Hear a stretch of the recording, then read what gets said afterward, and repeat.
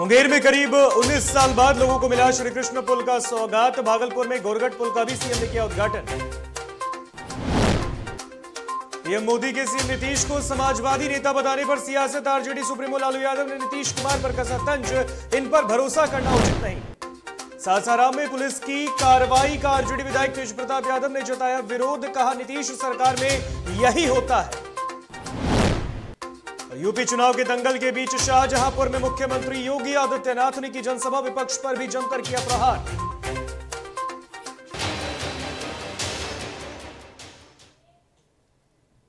नमस्कार, आप देख रहे हैं जीटीवी भारत और मैं हूं आपके साथ ऋतिक सुमन। खबरें बिहार की। अपने शिलान्यास के बाद 19 साल तक उद्घाटन की राह देख रहा गंगा नदी पर बना मुंगेर का रेल सह सड़क पुल श्री कृष्ण सेतु के लिए आज बहुत बड़ा दिन। आज इस पुल का उद्घाटन केंद्रीय मंत्री और बिहार के मुख्यमंत्री नीतीश कुमार के हाथों हुआ और इसमें वर्चुअली रूप से केंद्रीय मंत्री नितिन गडकरी भी जुड़े रहे। और इस पुल के उद्घाटन के बाद मुंगेर वासियों को बड़ी सौगात मिली है।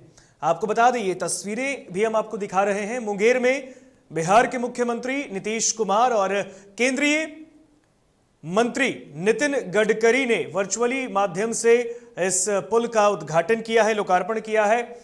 और इस दौरान मुंगेर वासियों के लिए आज का दिन बहुत बड़ा है। आपको बता दें, इसका शिलान्यास साल 2002 में हुआ। उस वक्त देश के तत्कालीन प्रधानमंत्री स्वर्गीय अटल बिहारी वाजपेयी ने इसका शिलान्यास किया। उसके बाद कई वक्त लगे, करीब 19 साल का यह वक्त, जिसके बाद आज इस पुल का उद्घाटन बिहार के मुख्यमंत्री नीतीश कुमार और केंद्रीय मंत्री नितिन गडकरी के द्वारा किया गया है, जो कि अब जनता को सौंप दिया गया है। रहे हैं और सब लोगों की बात सुनते रहे। आज जो सबसे बड़ी बात है, आज जो हम इतनी बड़ी संख्या में लोगों को देख रहे हैं, बड़ी खुशी की बात है। एक चीज के लिए तो मैं सबसे पहले आप सब लोगों को अलर्ट करना चाहता हूं। वैसे तो आप सबको मालूम है कि कोरोना का जो दौर चल रहा है, ये तीसरा साल चल रहा है।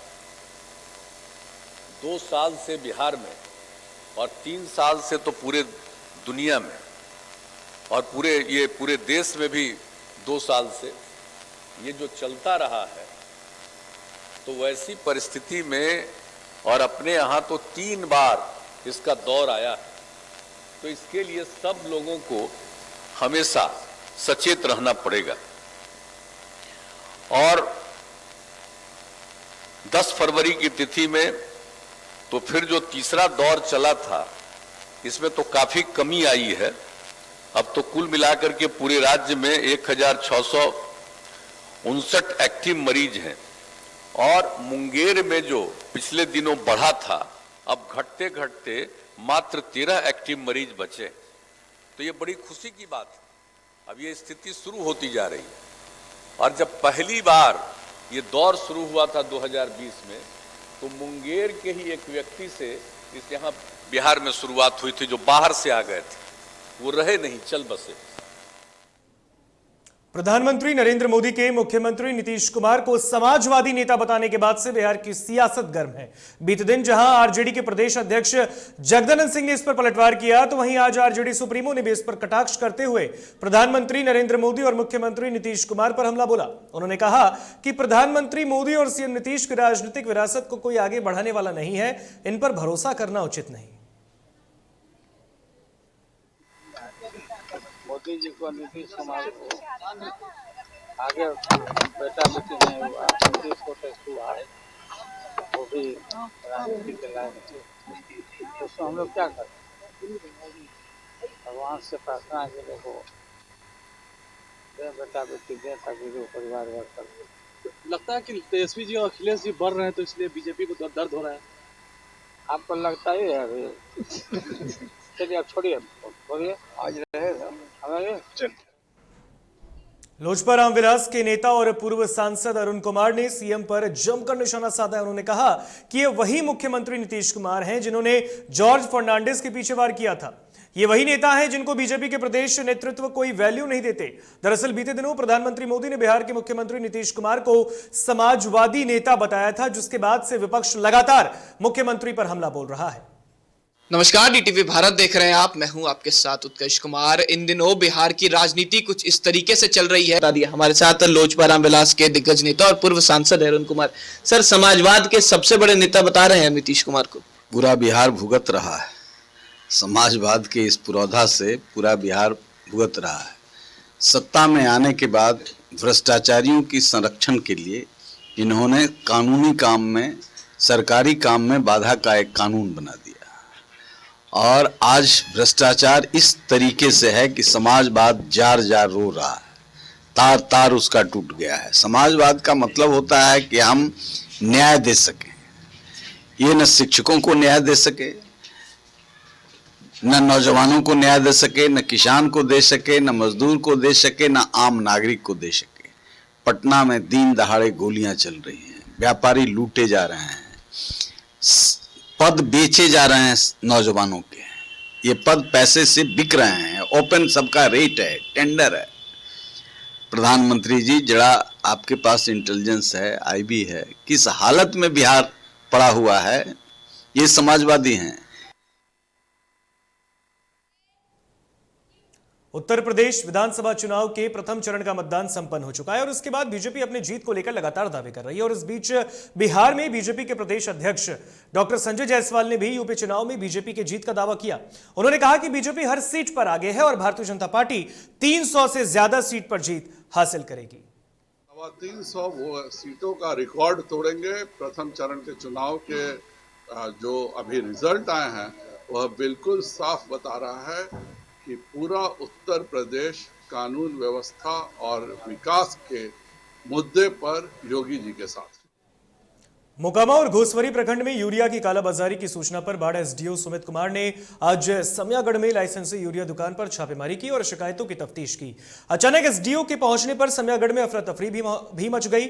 एसडीओ सुमित कुमार ने यूरिया की कालाबाजारी को लेकर आधे घंटे तक किसानों से गहन पूछताछ की और यूरिया की कीमत की जानकारी हासिल की। किसानों ने यूरिया की कालाबाजारी की शिकायतों को सिरे से खारिज कर दिया। एसडीओ सुमित कुमार ने बताया कि यूरिया की कालाबाजारी मिल रही है और इससे शिकायतों के बाद इसकी जांच की। इसके बाद दुकानदार को क्लीन चिट दी गई।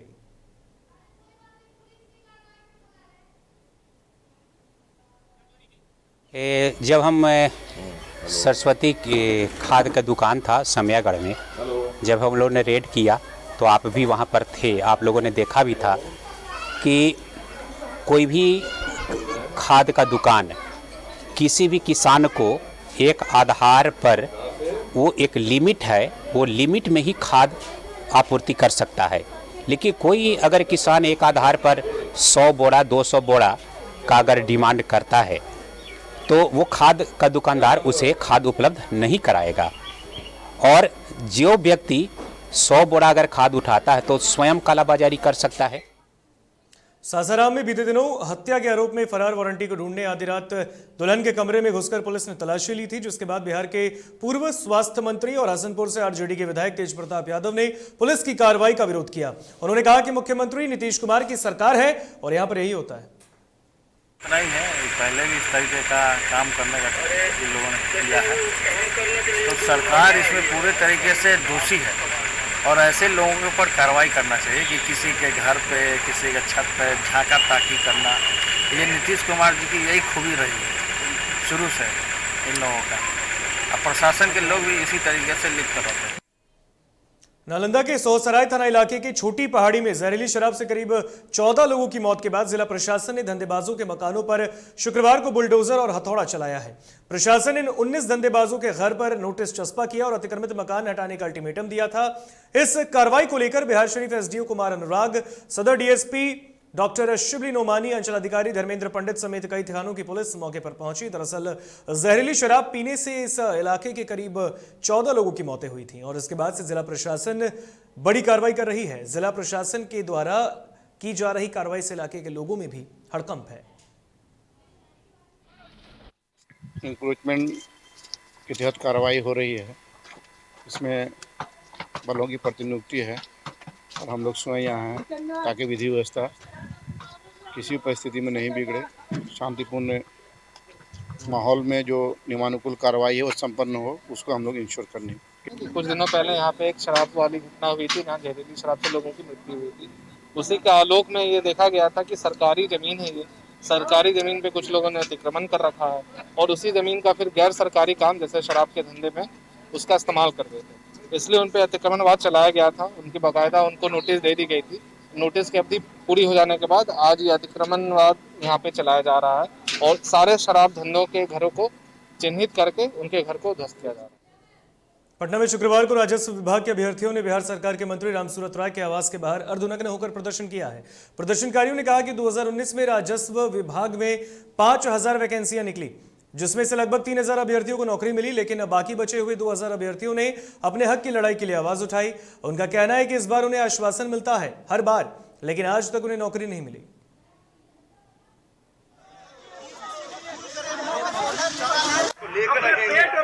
हमारा यही सवाल है, ये प्रशासन से सवाल है कि 1000 बच्चे को ज्वाइनिंग विभाग दे रही है, तो विभाग ही करप्ट है, तो विभाग पे तो जांच होनी चाहिए, मंत्रियों पे जांच होनी चाहिए। जी हम लोग को बेटियों को यहाँ से हटाया जा रहा है, इसका क्या कारण हो सकता है? क्या तो विभाग मिला हुआ है इस चीज से? फर्जी नहीं होगा, हम लोग फर्स्ट लिस्ट में हम लोग का ज्वाइनिंग रहता है, आज हम लोग नौकरी किए रहते हैं, नहीं तो हम लोग आज रोड पर हैं। बिहार में लगातार शराबबंदी की पोल खुलती दिख रही है। एक और जहां मुख्यमंत्री नीतीश कुमार प्रदेश में शराबबंदी को सफल बता रहे हैं, तो दूसरी ओर आए दिन कई जिलों में शराबबंदी की पोल खुल रही है। ताजा मामला रोहतास जिले के दिनारा प्रखंड का है, जहां जीविका दीदियों ने शराबबंदी को लेकर जब अपनी टीम के साथ विशुनपुर टोला की तलाशी ली, तो वहां मौजूद सब लोगों के होश उड़ गए। तलाशी में भारी मात्रा में शराब की खाली बोतलें, शराब बनाने में प्रयुक्त किए जाने वाले तसले बर्तन की ढेर लग गई। इसके बाद जीविका दीदियों ने स्थानीय पुलिस थाना को इसकी सूचना दी, तो वहीं उन लोगों ने पुलिस प्रशासन पर इसका सारा ठीकरा मढ़ दिया और कहा कि पुलिस अगर सक्रिय होती तो यह कानून पूरी तरह सफल होता। के दारू सदा के लिए दारू बंद तो बंद ये ना चाहिए।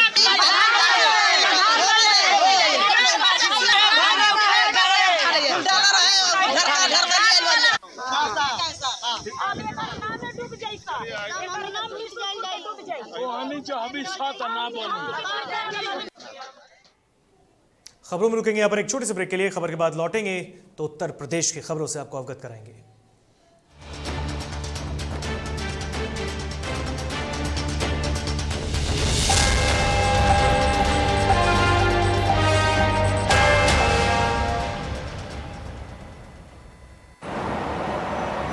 सर छुट्टी चाहिए थी। क्यों? गांव के सारे घर कच्चे थे, बाढ़ में ढह गए, मेरा भी। Good morning sir. देखिए, बुनियाद भी पक्की, आपका नया घर भी पक्का, सालों साल चलेगा सर। ठीक है, ले लो छुट्टी।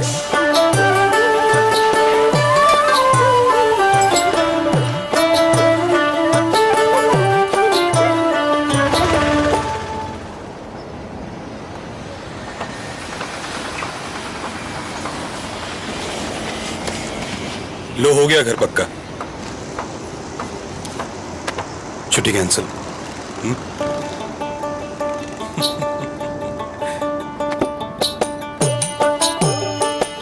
सच्ची खुशी वही होती है जिसकी बुनियाद दूसरों की खुशी में हो। कोणार्क, खुशियों की बुनियाद। अबे गुड्डू, ठीक से लगाओ बे, रिश्तेदार आएंगे तो उनको लगना चाहिए ना कि इस घर में हमारे चंदा का कितना मान सम्मान है और आज हम और हमारा परिवार कितना खुश है। हाँ हम तो आपको बताने ही भूल गए, हमारी चंदा इतने सालों बाद गाभन हुई है। और पहले जो दो खाए ना तो स्वस्थ और तंदुरुस्त कैसे रहेगी। भला हो मधुसूदन गोल्ड पशु आहार का, जिसके देने से हमारी चंदा गाभन हुई और उसको एक रिष्ट पुष्ट बच्चा हुआ। अगर आप भी अपने पशुओं से करते हैं प्यार तो उन्हें दीजिए सिर्फ और सिर्फ मधुसूदन गोल्ड पशु आहार, भाग खुल जाएंगे।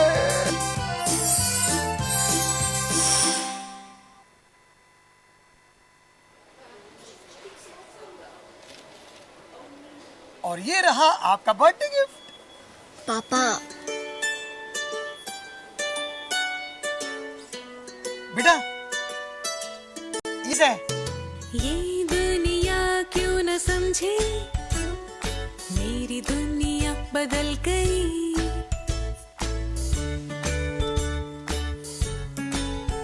और ये देखो पीहू,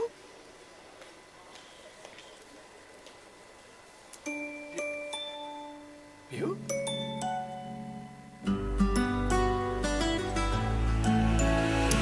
गुड़ियों से खेलने वाली तेरी गुड़िया बड़ी हुई। बच्चे कब बड़े हो जाते हैं पता ही नहीं चलता। थोड़ा बड़प्पन दिखाइए। रहो सेफ सैनिटरी पैड से खुद को स्वस्थ और सुरक्षित रखने में इनका साथ निभाइए। दादी इतने सारे पापड़ बन गए, क्या करे? कच्चा पापड़, पक्का पापड़, एक्स्ट्रा पापड़, इंस्टा पापड़, कक्कर दादी के छत का पापड़ विद ऑनलाइन प्रेजेंस बन गया धाकड़। फोन पे करके ऑर्डर ही ऑर्डर, सब वाह हो गए इसको खाकर। कच्चा पापड़, पक्का पापड़, चंडीगढ़ टू चेन्नई बढ़िया सापड़। कच्चा पापड़, पक्का पापड़, एक्स्ट्रा पापड़, इंस्टा पापड़। बिजनेस बढ़ाओ इंडिया के फास्टेस्ट 4G के साथ। स्पीड से बढ़ो with we giga net.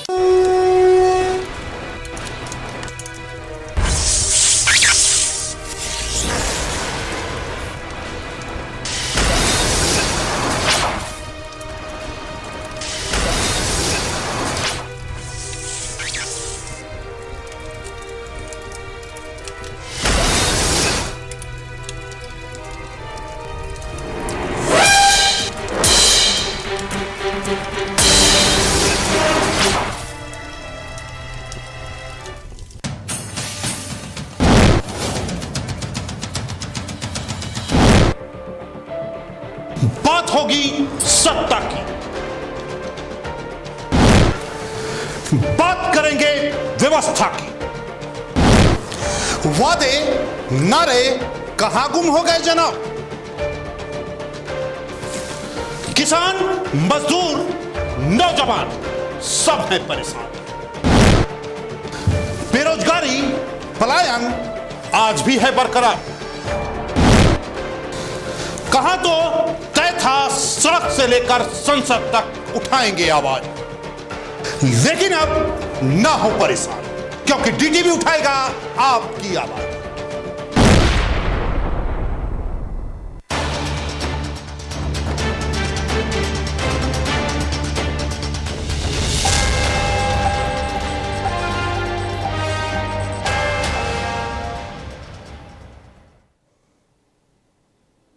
Break के बाद एक बार फिर स्वागत है आप सभी का डीटीवी भारत में। बढ़ते हैं खबरों में आगे। उत्तर प्रदेश के मुख्यमंत्री योगी आदित्यनाथ ने शाहजहांपुर के ददरौल विधानसभा क्षेत्र में रैली को संबोधित करते हुए कहा कि उत्तर प्रदेश में डबल इंजन की सरकार दोहरी रफ्तार से काम कर रही है। योगी ने शाहजहांपुर में कराए गए विकास कार्यों को विस्तार से सामने रखा है। उन्होंने विपक्ष पर प्रहार करते हुए कहा कि कोरोना वैक्सीन का दुष्प्रचार करने वालों, अपराध को बढ़ावा देने वालों, माफिया राज को बढ़ावा देने वालों को वोट ना देने की भी उन्होंने अपील की है। मुख्यमंत्री योगी आदित्यनाथ ने कहा कि भाजपा एक हाथ में विकास है और दूसरे हाथ में बुलडोजर भी है। उन्होंने कहा कि वह विकास के साथ बुलडोजर भी चलाएंगे। तो उत्तर प्रदेश में विधानसभा चुनाव की सरगर्मी के बीच शाहजहांपुर में यूपी के मुख्यमंत्री योगी आदित्यनाथ ने जनसभा की और इस दौरान उन्होंने विपक्ष पर जमकर प्रहार भी किया और इसके साथ ही साथ सत्ता पक्ष के कार्य को भी सामने रखा।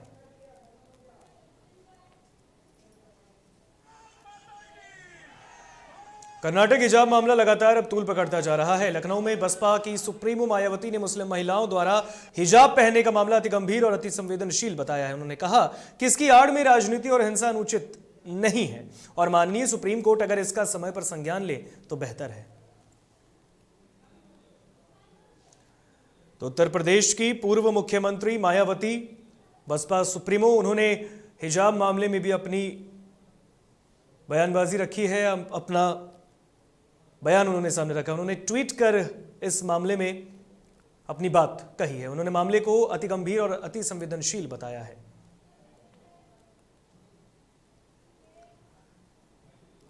कानपुर में तेज रफ्तार अनियंत्रित बस ने टाटा मिल चौराहे के पास करीब आधा दर्जन लोगों को टक्कर मार दी, जिसके बाद स्थानीय लोगों ने आनन फानन में घायलों को इलाज के लिए अस्पताल में भर्ती कराया।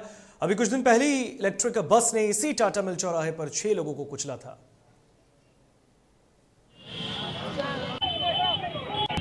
भी चाहिए ना में? हाँ,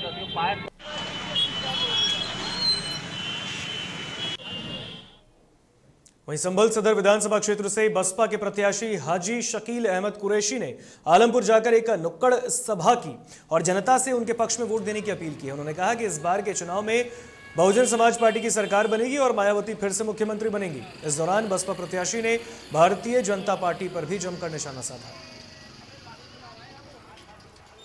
तो उत्तर प्रदेश विधानसभा चुनाव की सरगर्मी के बीच लगातार हर एक प्रत्याशी, हर एक राजनीतिक दल के अपने अपने विधानसभा क्षेत्रों में मुआयना कर रहे हैं और जनसभाओं को भी संबोधित कर रहे हैं। इस दौरान सपा इधर बात करें, बसपा के प्रत्याशी ने सपा और बीजेपी पर भी हमला बोला। बसपा प्रत्याशी ने बीजेपी पर भी जमकर निशाना साधा। आपको बता दें, बसपा के प्रत्याशी ने कहा है कि इस बार चुनाव में मायावती की सरकार बनेगी और वापस से एक बार फिर मायावती उत्तर प्रदेश की मुख्यमंत्री बनेगी।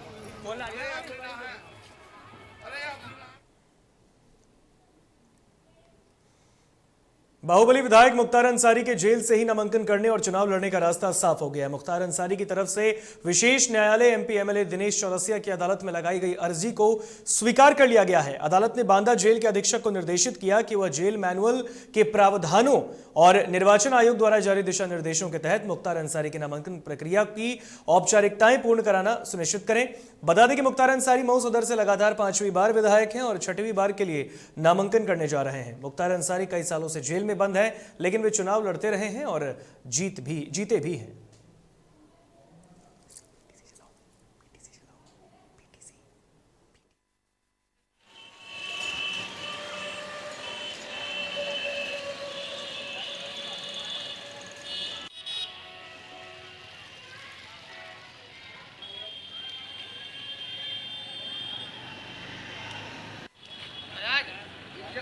बांदा जेल में बंद बाहुबली मुख्तार अंसारी को चुनाव लड़ने का रास्ता साफ हो गया, क्योंकि बाहुबली मुख्तार अंसारी को विशेष न्यायालय एमपी एमएलए कोर्ट ने नामांकन को औपचारिकता पूरा करने के आदेश पारित कर दिए हैं। अब यह देखना होगा कि मुख्तार अंसारी जेल में रहकर चुनाव इस बार जीतते हैं या हारते हैं। डीटीवी भारत से बांदा से फयाज खान की रिपोर्ट। वहीं लखनऊ में बीजेपी की जीत को लेकर प्रार्थना की गई और इसको लेकर मेहंदीगंज क्षेत्र में भंडारे का आयोजन किया गया। इस कार्यक्रम में बीजेपी के पार्षद ने भी शिरकत की। आप तस्वीरों में देख सकते हैं। उत्तर प्रदेश विधानसभा चुनाव की सरगर्मी के बीच लगातार हर एक राजनीतिक दल अपने अपने जीत का दावा कर रही है, तो दूसरी ओर लखनऊ में भारतीय जनता पार्टी की जीत हो, इसको लेकर प्रार्थना की गई, भगवान के सामने माथा टेका गया और उसके साथ ही साथ भंडारे का आयोजन किया गया और इस दौरान बीजेपी को वोट देने की भी अपील की गई है।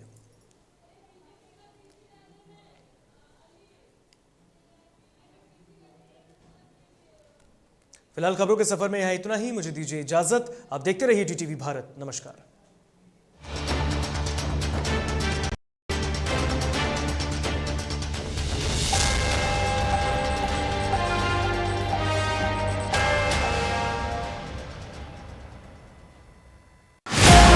खबरें जो कई सवाल खड़े कर जाती हैं।